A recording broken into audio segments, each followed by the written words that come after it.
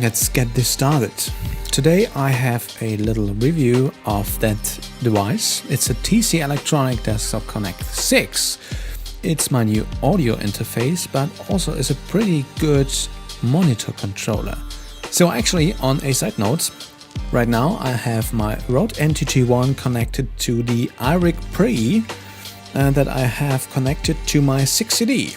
That's that little $20 mic preamp with phantom power, and with a little adapter you actually can use it on your 6CD, DSLR or 7D or 5D, whatever. And well, as you can hear, it's pretty clean and usable for that money.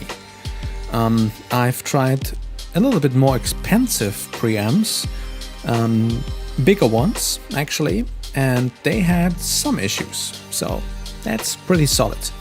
But back to that unit here.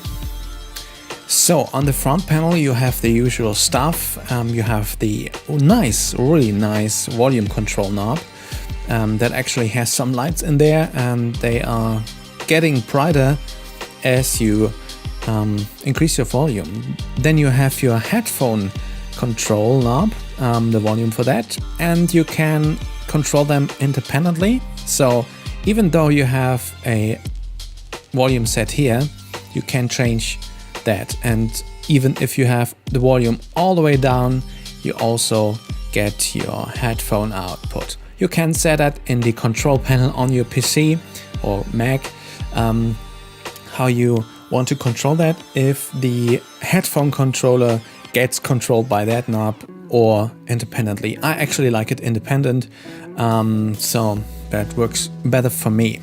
On this side you have your input selectors. I'll show you the inputs in a minute. You have like microphone and 2 line-ins, and you basically can choose between scenes, so to speak.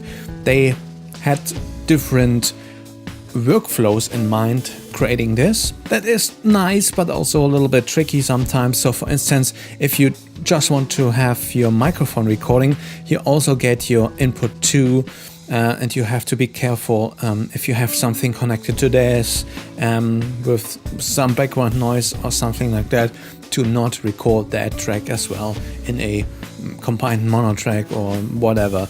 So keep that in mind. You can always control that on your control panel on your screen, how much input gets into your recording, and you have nice input gain levels here, really good, and the microphone input actually sounds really good. I recorded the last Logic overview with that part 3. It really sounds nice and clean. You also could select 2 instrument inputs. They have different gain values than like if you have CN3, that actually is input 2 and 3, so to speak. And I have connected my Blackmagic DeckLink card through that, or I could connect my line output of my Mac Pro. So that can work actually like a little mixer, or actually like a monitor controller independently without the audio interface unit working. So that is cool. So you don't have to connect that thing to the PC or Mac to have it working as a monitor controller. Just feed your line input or whatever you want to control into that, and you can control your main volume output and the headphones as well. So that's nice. You have a little thing here, that's a reverb button. If you have it connected to your main station, to your PC, to your Mac, you get a little reverb plugin feeding into that. Actually, I think it's inside here, and you can control a little bit of reverb if you like, for singers, songwriters, stuff like that. They kind of like to have a little reverb on the headphones so they sing a little bit better, something like that. I don't use that, so I don't care about that actually that much, but in the end it is a nice solution. It sounds good. It's a quality reverb. Here's like your mix control, so to speak.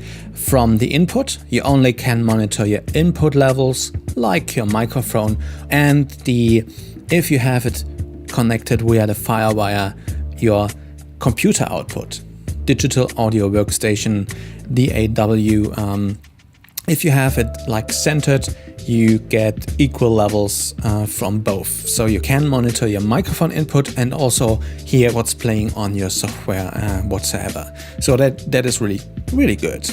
Other stuff, you have a panel switch that actually opens up the control software on your screen. You have really nice a mono switch. You can monitor your mix, your stereo mix in mono. That is essential if you look for TV or something like that, just to see if your stereo field is too big or breaks down or something odd is going on with canceling out sound, stuff like that. And then you have like a dim. You can set that up on your screen in the control panel software, how much dimming is going on. I actually have it to mute. So for instance, if it's late at night and I don't want to wake up my neighbors, but I have to really have my mix going loud or watch a movie or whatever, I use that dim button, so it mutes my speakers and I still have my phones going. So that is really good.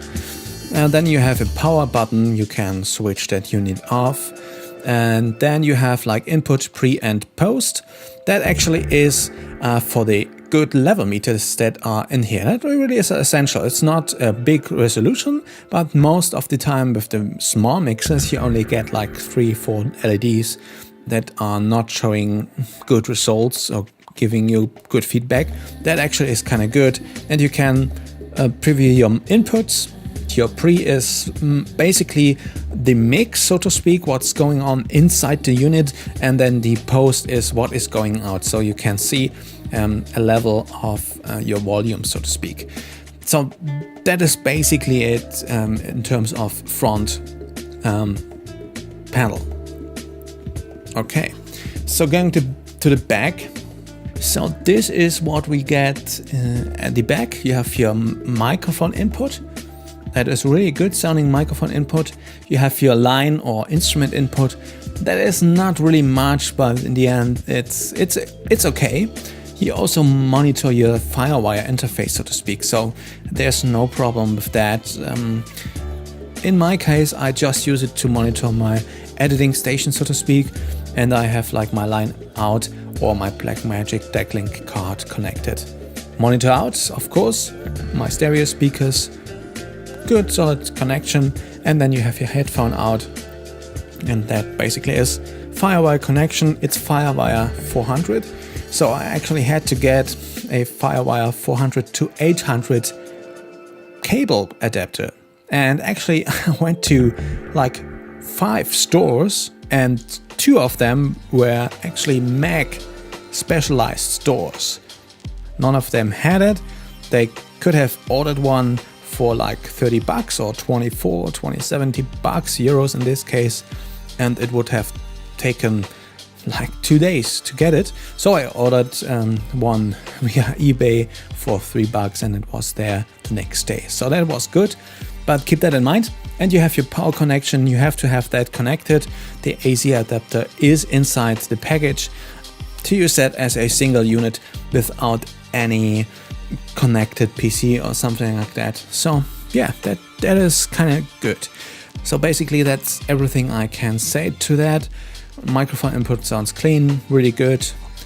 Solid connection. Driver is good on the Mac side. Didn't test it on a Windows machine, but I imagine it will be good and solid as well. No issues with different sample rates or something like that. Really good. Volume knob is good. Resolution is good. Output is good. Headphone output is really nice. Controls work good. No issues with that. It's a good solid unit. It has little rubber on the back side, so it actually doesn't, move. It's really solid. Looks good. Feels good. Works good for the money. And a simple audio interface to have a microphone connected for podcasts or voiceovers. Very good. I really like that unit.